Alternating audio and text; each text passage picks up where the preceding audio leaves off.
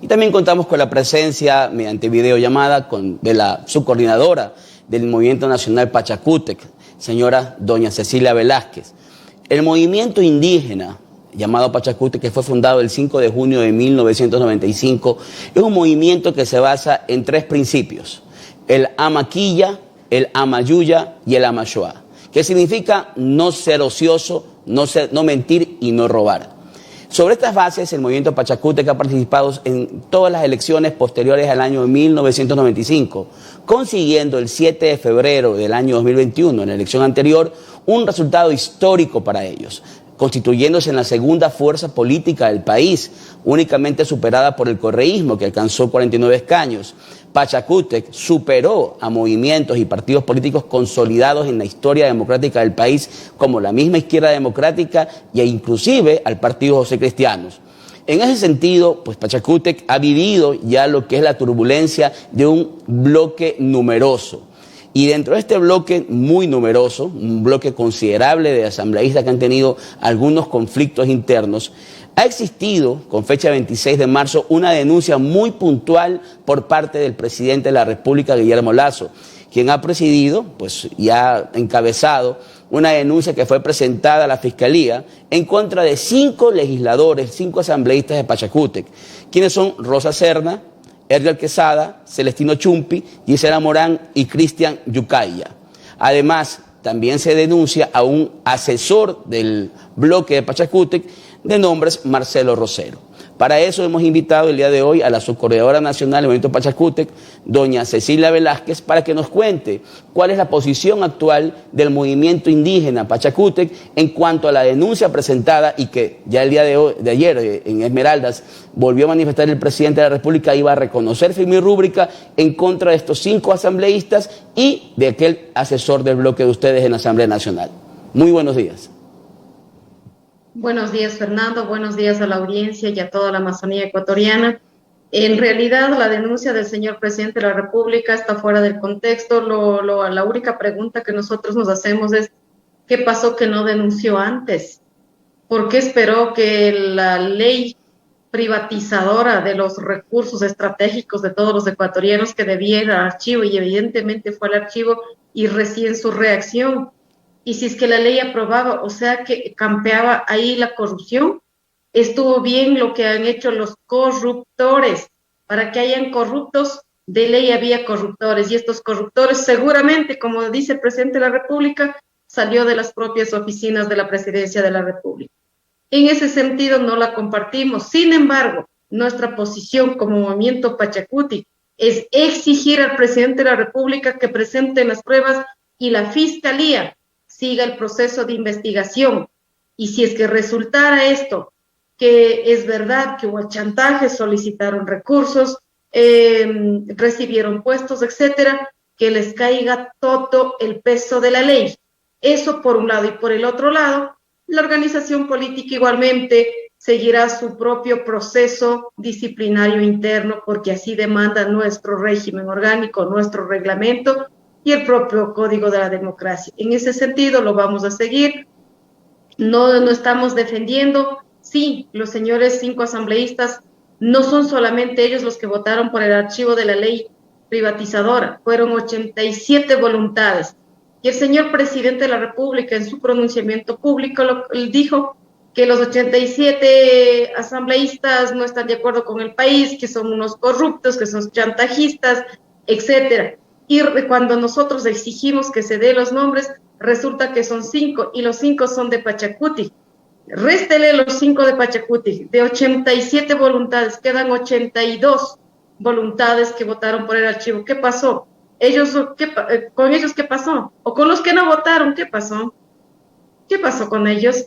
No se los dijo. Entonces, ahí la duda siempre estará presente. El presidente de la República tiene derecho a hacer todo lo que él quiera, pero con pruebas, no solamente utilizando una carta, una misiva, sino con pruebas. Y la Fiscalía tiene que hacer su trabajo, el debido proceso, sin presiones absoluto de nadie, sino cumplir con su trabajo y demostrar la inocencia o la culpabilidad de los 5 señores asambleístas. Mientras tanto, ellos seguirán siendo parte de la bancada, seguirán siendo parte del movimiento Pachacuti, a pesar que por el otro lado, por supuesto que también como organización política lo estamos siguiendo el debido proceso a través del Tribunal de Ética y Disciplina.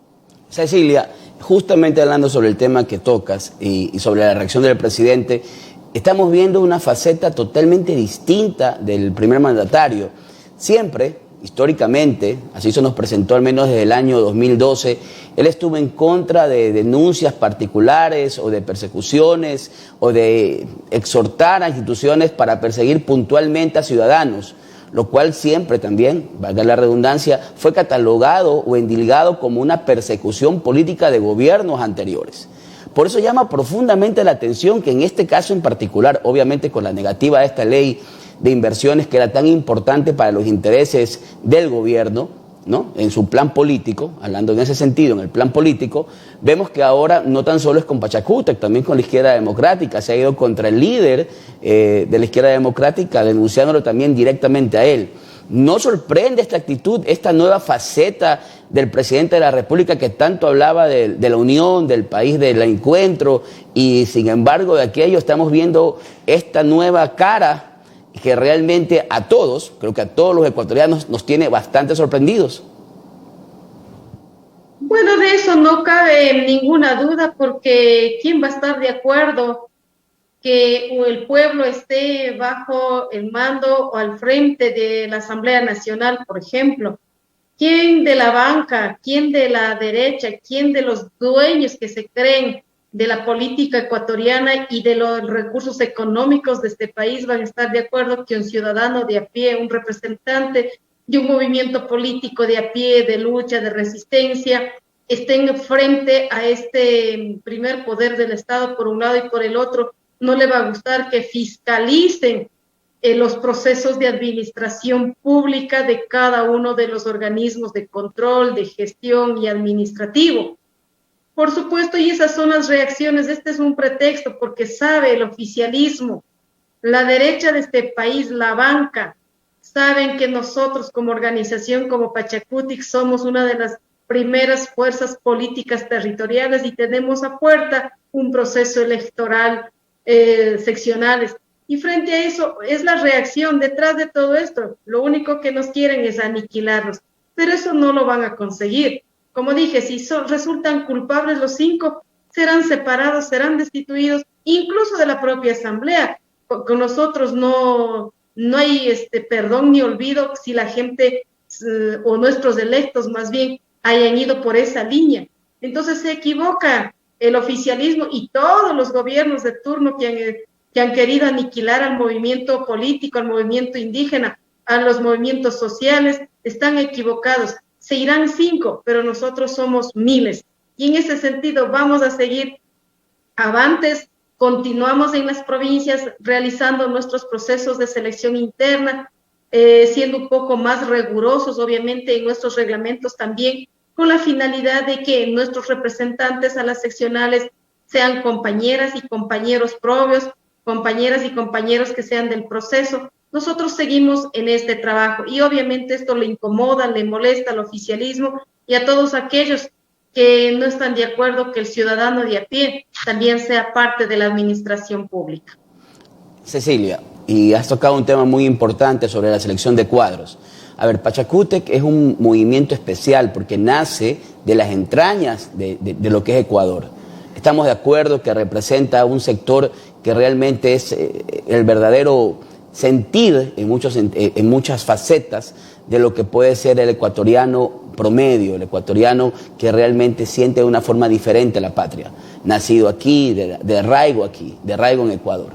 Pero Pachacútec también como joven movimiento que es un movimiento que tiene 25, 27 años, ha cometido algunos errores y en esta campaña creo que lo hemos visto, en esta elección lo hemos visto, en la selección de cuadros, Cecilia. Por ejemplo, tuvimos a una asambleísta que hace apenas meses atrás salía muy diáfana diciendo que si roban, roben bien, si van a robar, roben bien.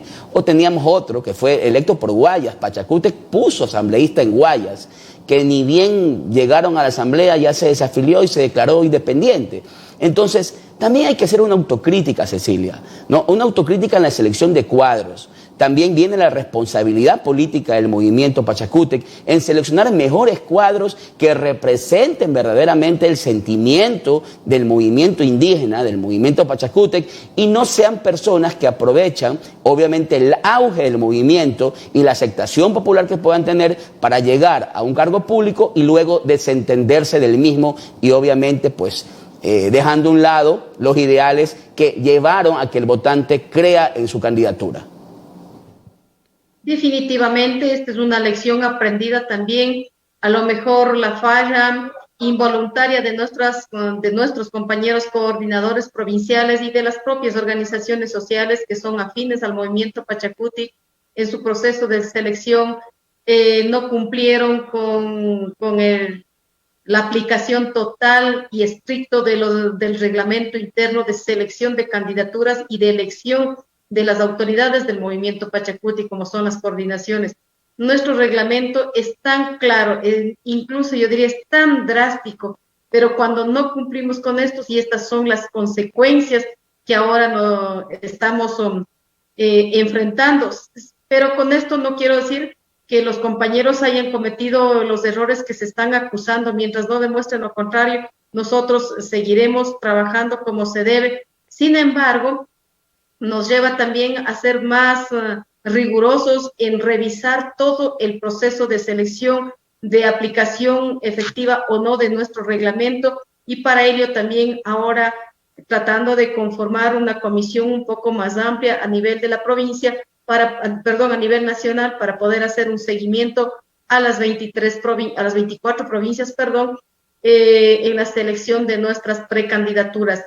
Ahora con mucho más énfasis, digamos, porque tenemos que cumplir el 30% de encabezar listas por mujeres, tanto en las alcaldías como en las listas de las concejalías urbanas y rurales, juntas parroquiales, y a nivel nacional, 7 provincias tienen que estar encabezadas por mujeres, en el caso nuestro, porque vamos a presentar en las 23 provincias las candidaturas a las prefecturas. Entonces, esto nos va a llevar a ser un poco más duros, más drásticos en el cumplimiento de todos nuestros procesos internos. Estimada Cecilia, agradeciéndole por su presencia con nosotros, dejándonos claro la posición política del movimiento Pachacútec. Se le viene una dura misión para la selección de candidatos en estas elecciones seccionales que son de vital importancia. Va a ser un termómetro realmente de la aceptación de Pachacútec, que consiguió una votación histórica hace apenas un año atrás. Vamos a ver si la pueden repetir o tal vez incrementar. Muchas gracias, Cecilia. Muchísimas gracias por el espacio, y muy seguros que vamos a superar los porcentajes que tuvimos en el 2019 cuando fue las elecciones seccionales.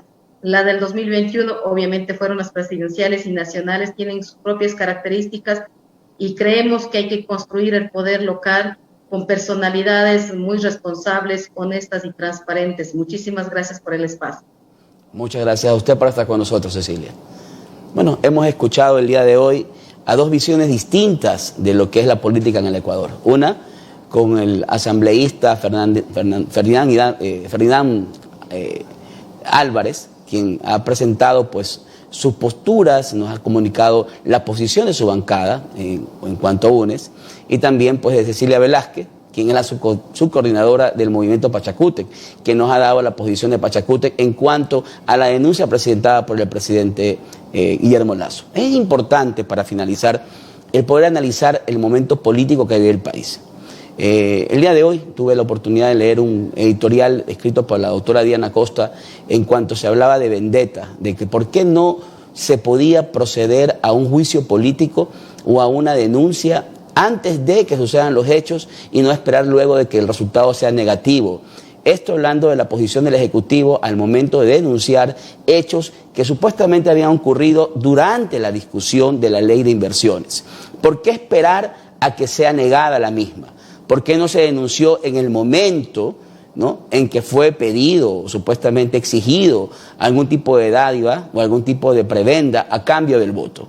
¿Por qué tuvo que esperar a que se niegue el proyecto de ley y evidentemente ahí denunciar, no tan solo al candidato presidencial que tuvo la izquierda democrática, cuya denuncia realmente ha sido contundente, ha sido fuerte, porque ha utilizado el presidente todas las facultades y todas las instituciones en campo de control económico que puede tener el gobierno contra un ciudadano, sino que también se ha ido contra legisladores, asambleístas del movimiento Pachacútec.